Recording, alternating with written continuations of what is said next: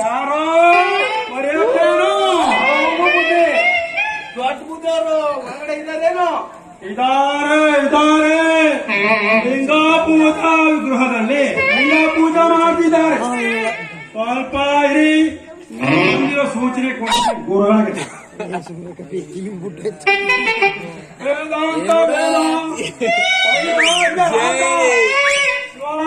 ಸದ್ಗುರು ಮಹಾಸ್ವಾಮಿಗಳು ಉಳ್ಳಂಬಡದ ಸಂಪತ್ತು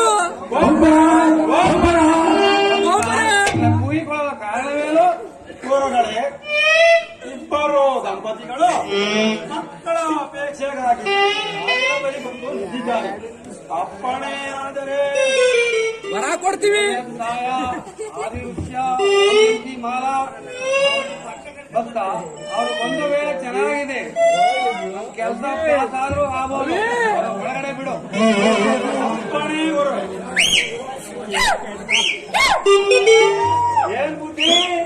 ಒಳಗಡೆ ಲಿಂಗ ಪಂಗ ಅಂತ ಇದ್ರು.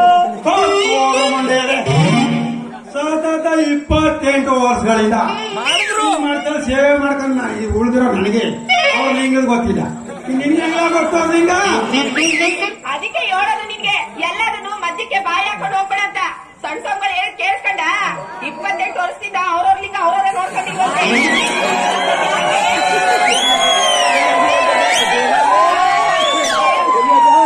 ಪೂಜೆ ಸಮಯ ಬಂದಿದ್ದೀವಿ ಅಂದ್ಮೇಲೆ ನಮ್ ಕೆಲ್ಸ ಪಾಸ್ ಆಯ್ತದೆ ಅಲ್ವೇನ್ರಿ?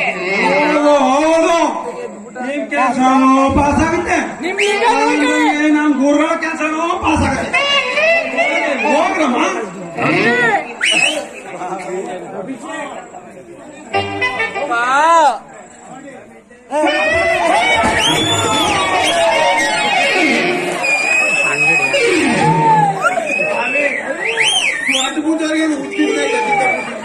ತಿಳಿಸ್ಕೊಂಡಾಗ ಕಚ್ಚಕ್ಕೆ ಬಂದ್ಬಿಟ್ಟು ಅಂತೀರಿ. ನೀನ್ ಯಾಕೆ ಒಳಗೋಗಿದ್ದೆ? ನೀನೇನಲ್ಲ ಬುದ್ಧಿ ಒಳಗಡೆ ಹೋಗು ಅಂತ ನಾನು ಹೇಳಿದ್ದು. ಮಾಡೋರು ಮಾತ್ರ. ನಿಂದೇನ್ ಕೆಲಸ ಇತ್ತಲ್ಲ? ನಂದೇನ ಕೆಲಸ ಇತ್ತು. ನಮ್ ಟೋನಿ ಬುದ್ಧಿ ಉದ್ಯೋಗ ಕರ್ಕೊಂಡು ಹೋಗೋದ ಬುದ್ಧಿ. ಹೊರಗಡೆ ಏನಿದ್ರು ಹೆಂಗಸರು ಮಾತ್ರ ಮಂತ್ರ. ಹೆಂಗಸರು ಮೇಲೆ ಕಂಡ್ರೆ ಆಗಲ್ಲ.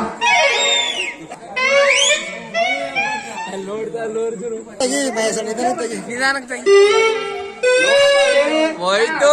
ದೊಡ್ಡ ಬುದ್ಧವರು ಒಳಗಡೆ ಪೂಜೆ ಕುಂತವ್ರೆ. ನೀನು ಒಳಗಡೆ ಹೋಗು, ಸ್ವಾಮಿಗಳು ಮಂತ್ರ ಹಾಕ್ತಾರೆ.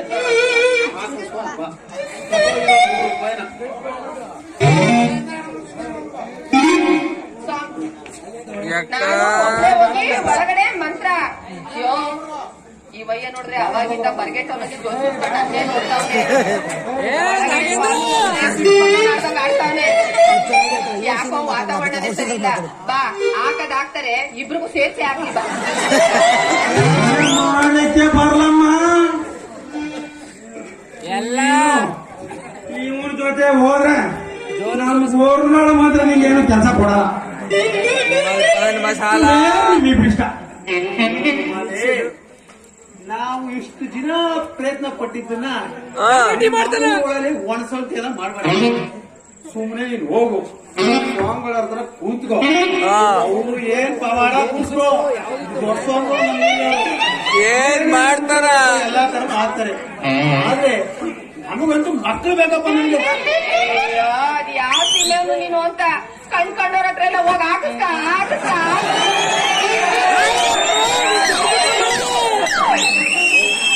ಅಲ್ಲ, ನೀನ್ ಸರಿಯಾಗಿ ಹಾಕಿದಿದ್ರೆ ಇನ್ನೊಬ್ರು ತವ ಕೇಳೋ ಪರಿಸ್ಥಿತಿ